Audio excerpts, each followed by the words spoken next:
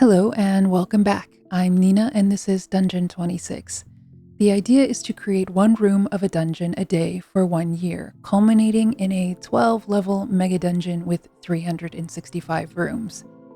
I am preparing for the second half of quarter 1 of the year right now, since I have learned so much from the first few weeks and am thinking of a new way to approach the challenge. I wanted to bring you along with the conceptualization phase of the project. I didn't do any of this at the beginning. I was just taking it day by day, and it wasn't even a week in until I started having doubts about what I was doing. And I had to change it up a few times before I finally committed to a specific idea. So here is the new plan to help solidify a concept. I would like to make thumbnails. I have never really taken the time to make thumbnails, and I think, though, for a project that is going to take so long, it wouldn't be that bad of an idea. One problem that I had in the beginning was that I drew too general and zoomed out in a way. I made places that could have easily been an entire dungeon, and I had just put it as a single day. So, in order to make thumbnails, I thought to first think of the biome. If I get the biome of a space understood immediately, then I can just branch off into other parts of the world that would fit well. So we had left our adventurers at the drylands. Now, before the drought-ridden drylands, there was the Illusion Glade. It was a lush and thriving ecosystem that has now been broken open and massive ruptures eroded the land. Soil from below sprung up and covered the land, swallowing all that was green. So I have that, and I am imagining that the Illusion Glade is still actually there. It has just fallen far below the surface of the earth, and the desert was kind of created on top of it. So the biome is the underground caverns below the drylands and the entrance of the Sentinel Forest. And the Sentinel Forest will be a part of quarter 2, but that is for another time. So I want to start sketching up some thumbnails and just riff off of whatever I'm thinking of when I think of an underground cavern. So the last half of quarter 1 is 7 weeks in total, so that is 49 days, which means 49 rooms. And another little thing I learned about dungeons that can help with conceptualization is that I've heard that a dungeon can be broken into thirds. 1/3 is encounters, another third is features, and another third is empty. So I will need to create 16 of each, and then I was thinking an extra empty room to make 17, which ends up with 49 rooms in total.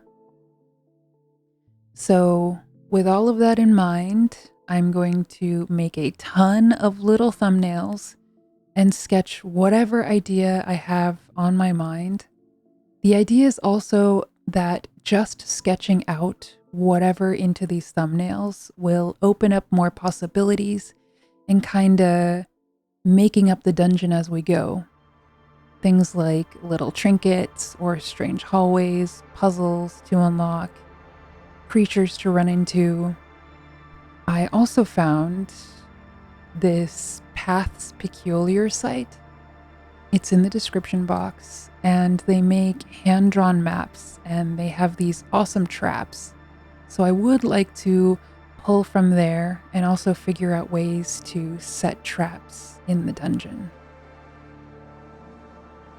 All right, I have all of these little ideas, and for now I thought to expand lore-wise on a few of them, just to get a good grasp of some parts that could be significant or just to get a strong connection to the area.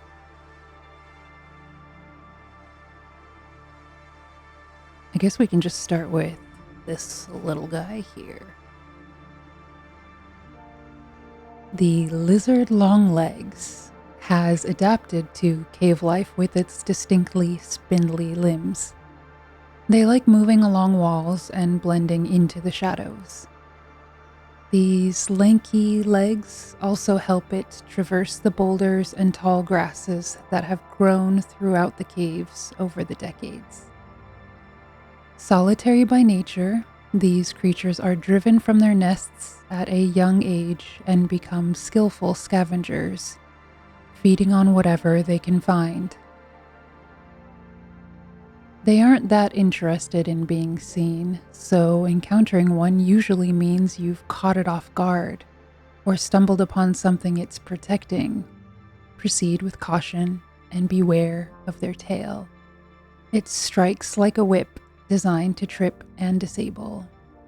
Their barbed scales can inflict necrotic wounds, and their bite is equally dangerous, capable of causing paralysis.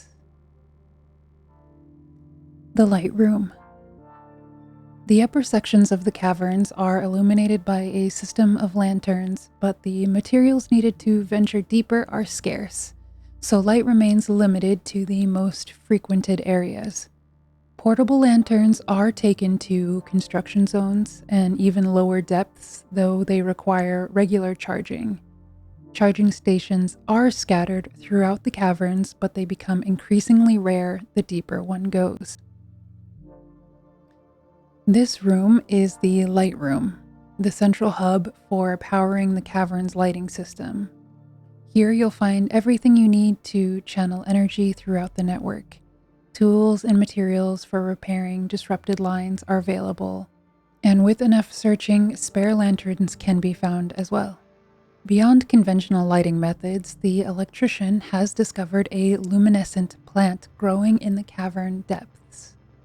Its glow is surprisingly powerful, and it requires fewer resources to transform into lanterns.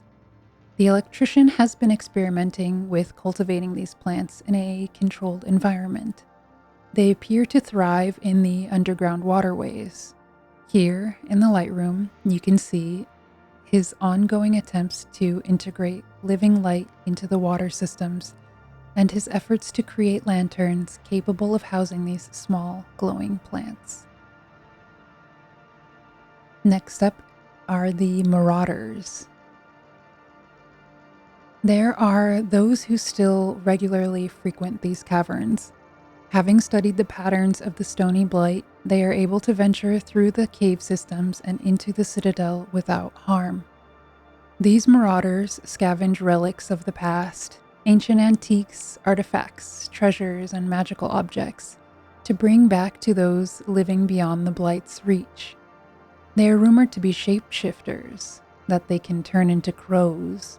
They say that's why they can navigate the places between the blight so effortlessly. The Marauders have been running circuits through these caverns and throughout all of Morium long before the blight ever appeared, leaving behind extensive systems and well-worn paths that still wind through the depths. Okay, great. So we have these 3 cards now that I can work with. We have the biome and the concept and places our PCs can venture to.